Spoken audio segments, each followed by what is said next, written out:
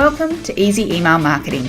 I'm your host, Yael Keown, mum, FIFO wife, MBA, coffee lover, survivor superfan, and creator of the email experience.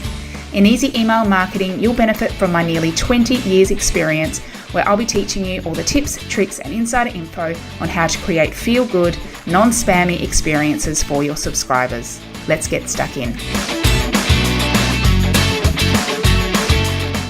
Welcome back to Easy Email Marketing. I'm your host, Yael Keown, and today I'm talking preferences centers. This is for you if you are leveling up your email marketing efforts and are wanting to send out a variety of different emails, but perhaps you're a bit concerned that your subscribers will get annoyed at the increased frequency. One of the best things about email marketing is that you can customize the experiences your subscribers go through. So each subscriber can experience something slightly different based around what you know about them. I talk about this as sending the right messages to the right people at the right time. And a preferences center is all about giving your subscribers the choice about what emails they receive. In other words, sending the right messages to the right people. So you might have seen one of these in action already. Typically, you might see them at the bottom of your emails near the unsubscribe button, and you might see a link that says manage my preferences or manage preferences. And to be honest, how often do you ever click that? The goal here really is to try and give subscribers an alternative to unsubscribing. But my philosophy is we want to give them that choice way before they get to that point of wanting to unsubscribe. We want to be proactive with this, right? And create an amazing experience for them. So it's more important than just to do with your marketing messages that you send as well. So I know many of you also use email to send clients or customers or members or students emails that are relevant to like purchases they've made. And the concern here is that with some businesses and even with some great entrepreneurs I see out there, that people get stuck receiving all your general updates if they still want to receive the important emails about accessing their purchases. And so sometimes that makes me nervous about unsubscribing from a general mail-out list because I'm like, well, I still need to know when something changes in that program, or I'm going through that program right now and I want to get those reminders. And that can be really frustrating. And of course, we do our best not to try to send the sales emails to those who've already purchased. They still might not want, your greatest tips email, or they might want to, but still want to know about when to get access to your next coaching call or when a new product update is made. And so a preferences center is a great way to enable them to make this choice. It's empowering them to, with their inbox effectively. Now, most email marketing software have their own inbuilt preferences center set up somewhere. But as you'll see as we go through this episode, I prefer a DIY version. And that will become clear as I explain how we can really get the most out of our preferences center. But it is easier to create than you think. There are just a few steps, and I will guide you through that in a little bit. But before we get into the how, you need to map out exactly what you want to do it to do for you. So what preferences should you offer? There are three main approaches. So the first approach is to enabling them to choose the exact emails that they will receive. So this means saying the type of content you send regularly and giving your subscribers the choice of what emails they get. So examples could include like important transactional information, member or student updates, weekly tips, insights or articles, product releases, any sales and promotions or special offers, podcasts or blog or video releases, event reminders, or even like specific automations. So for example, I have my content funnel set up, but I have the option that people say, you know what, I don't want to receive those emails anymore, but I still want to receive your other updates. So we've got that option inside those emails. Other examples based around those. So the event reminders, I've had clients who run quite a few events in a month, and it turns into a lot of emails, especially if you do the day before and an hour before, and maybe they're not interested in all the events. So you could choose to say, you know what, I want event reminders or I don't. Or I have, again, for my podcast, you can choose whether you receive the podcast release emails or you just receive my other emails. So these are sorts of things that you can choose by using a preferences center. So think about the types of emails you're sending now, or perhaps what you want to send, and then you can give them as the options.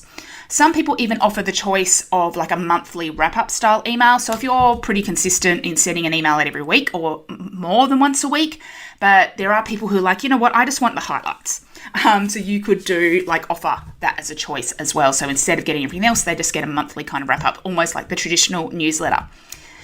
Approach number 2 is choosing the content they receive. So this is where you might ask for more context about what content is most relevant to them.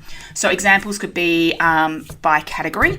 So for me, I normally categorize by e-commerce businesses, service business, digital creative businesses. So you might have different groups of people, different categories in your audience, and you might want to talk to them in different ways. You might think about the different stage they are at. Are they beginner, intermediate, advanced? Maybe it's a date-based content based around a child's age or the due date of a baby, or a wedding date, or something like that. Or topics of interest. You could ask them you could literally ask, what topics are you interested in?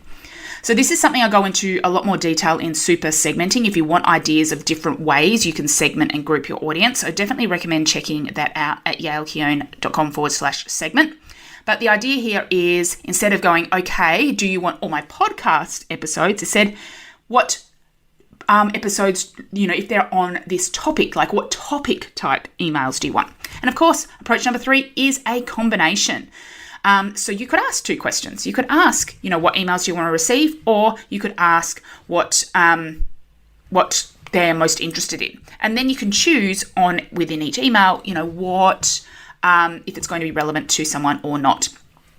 You also might want to have different preferences centers for different lists or groups. So for example, I have my general preferences center for my emails, but also I've got one just for email experience members because I've automated a lot of the processes with the email experience. They get reminders for coaching calls, tech checks, and copy critiques each and every month. Plus general updates about the program. I do have a monthly kind of wrap-up email. And the idea here is that maybe they don't want to get reminders about all the coaching calls, etc. So we can say we don't want those, but they still want the general monthly wrap-up. And so that's a different preferences center to my main one, obviously, because that's tailored around that. So that is another thing you consider as well. So that is the what. What preferences should you offer? Now we're going to cover the when and where. So I actually like to make the preferences really obvious so that subscribers have the choice in what emails they receive. So it may sound counterintuitive to give options to opt out of certain emails straight away, but this actually provides a level of comfort to them. So if I think back to the LIFT model for increasing conversions, I spoke about that back in episode 86. One key step in increasing conversions is to reduce anxiety. And one way to do this is to be upfront about these choices. So they go, I'm not going to worry about receiving a million emails because I know I've got the choice about what I receive. So there are a few places you might want to consider adding a link. So it'll just be a hyperlink to your preferences center. So you would highlight some words and just say, hey, if you want to manage your preferences or choose which emails you want to receive, click here. So, of course, on the footer next to the unsubscribe, we can put that there, which is the traditional place to put it because people might scroll down and see, that's an option. But also consider adding it to the top of your emails. So maybe just under your header, and I'd like to put this in italics and just say, if this content is not relevant to you, feel free to update your preferences here and we'll only send the content you actually want. You could put it in your PS. Again, PS, do you want to receive, you're no longer interested in this particular email, click here to manage your preferences. You can put it in one of your welcome emails, say when you sort of set expectations about what they can expect for being on your list. You say, hey, this is what you can expect from being on my list. And if you don't want to receive certain emails, you can do this. I actually kind of place this in a transition sort of stage. So I've got different welcome experiences based around what people sign up for. But then before they go into my main sort of newsletters, podcasts, updates, etc., I send out an email that says, congratulations, you've gone through the welcome experience. So to get a bit meta, now you are in the main world. Here's what you can expect to get from me. If you do not want these emails, click here. You can also put it in onboarding for any programs, etc., especially if you have scenarios where you want to make sure they continue to receive those emails, but not their general updates. You might even as well, for bonus points, want to consider creating a second version of your form. So you can have your main preferences one, and you could have a second one for anyone who actually unsubscribes. So what happens in that scenario is someone clicks unsubscribe, they are unsubscribed, that is confirmed straight away, so we're not making them go through extra steps, but then we can redirect them to a page that says something like, oh, sorry to see you go, you've been unsubscribed from all emails, so you confirm that. However, if there are only a few emails you would still be interested in receiving, you can resubscribe by selecting exactly what you want here. So you can go ahead and do that. So that's a number of places you might want to consider adding this preferences form.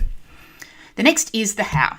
So how do we actually create our form and make sure we know who's who and who's filled it out?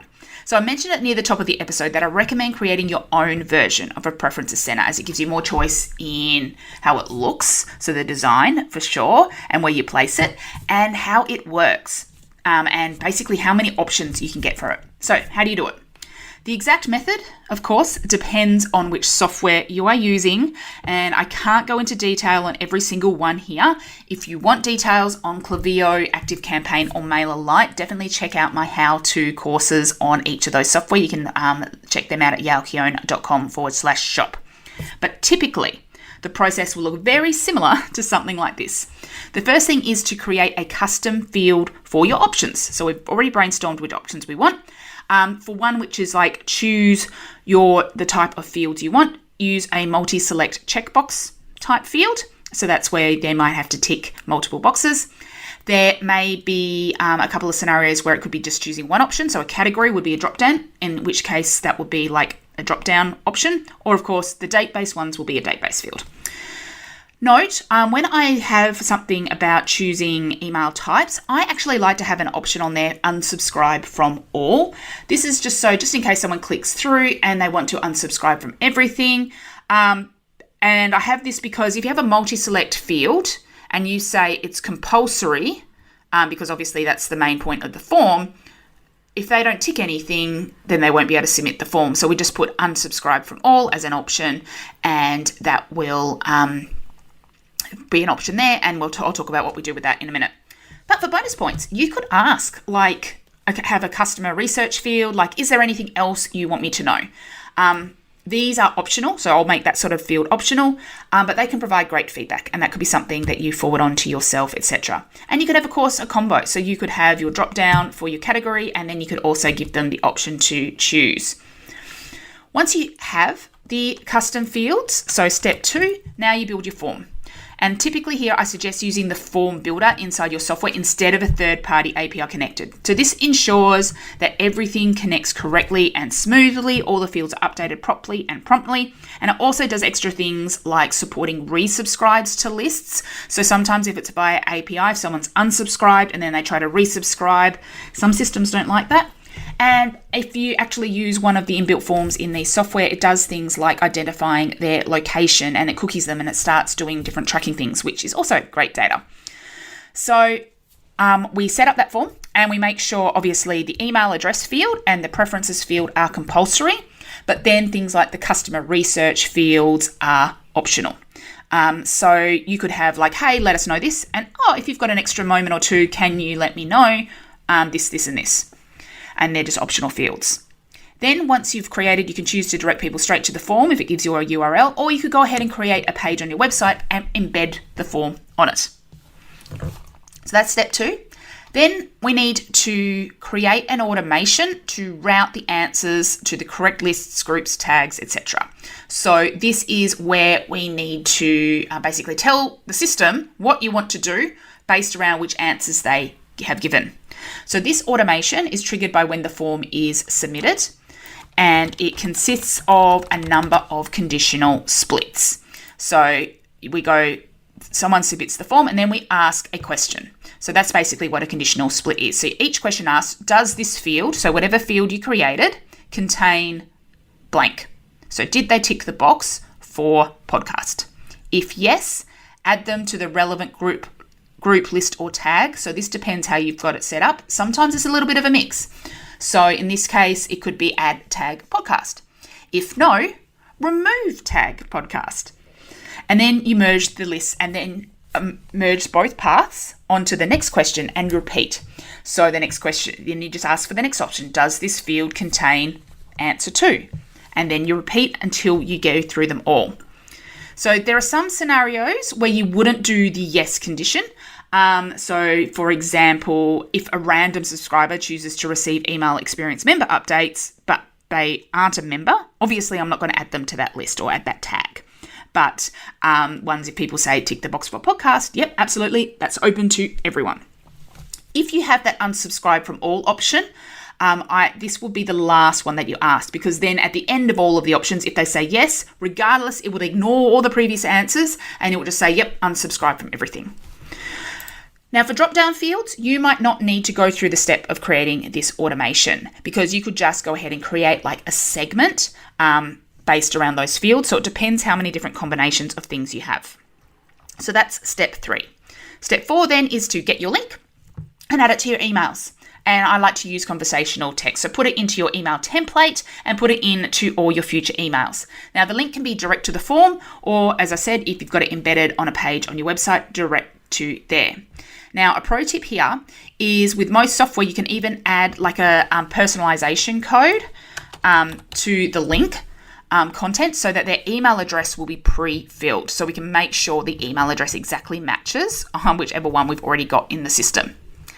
And finally, the 5th step is if you're using tags to control who gets what emails, obviously you've got a bunch of existing subscribers that you're still sending that content to. So what you need to do is go ahead and add that tag to all your existing subscribers, or go ahead and create the relevant segments and groups and add people to those. So that's something, if you know the information about people already, or it's like that topic 1, so for example, by podcast, I would just go ahead and say everyone gets added the podcast tag now, and then it can get removed later on. So quick recap of those steps. First, create your custom fields. Second, then you build your form. Third, you create your automation to route the answers to the correct lists, or you create your segments. 4, you get your link and add it to your emails. And then 5, if you're using tags or to control who gets what emails, you would just go and mass update everything. So hopefully that's gotten you a little bit interested in this topic. It is more of an advanced strategy. If you were just sending out a few emails, this probably isn't relevant to you. Like if you're sending one a week, you might think, okay, and it's just one kind of distinct group. It seems like a lot of extra effort. But if you're starting to send a lot of different emails, or you've got lots of different groups of subscribers, this is a great way to keep that manageable and put the power in your subscribers' hands. If you do want more tips and ideas on the strategies behind grouping your subscribers, how to get information beyond just forms, and how to set up a preferences center, then you will love my course, Super Segmenting. You'll also learn different automation hacks to make it easy to move subscribers into the relevant groups as well. Plus, there's a full library of tech tutorials. So I show a bit more just specifically on segments, lists, and more based around your email software.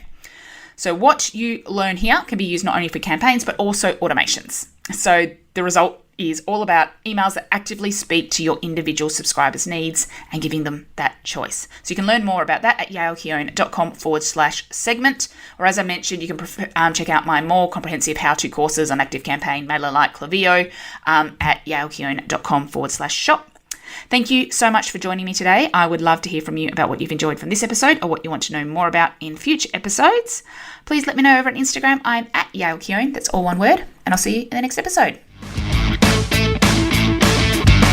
Thank you for listening to Easy Email Marketing. It's an absolute honour that you chose to listen. If you love this episode, then it would mean the world to me if you could leave a review so that others can find this podcast and make their email marketing easy too. Finally, make sure to subscribe so that you don't miss a thing. Until next time, have an awesome day and make sure to keep showing up and serving in those inboxes.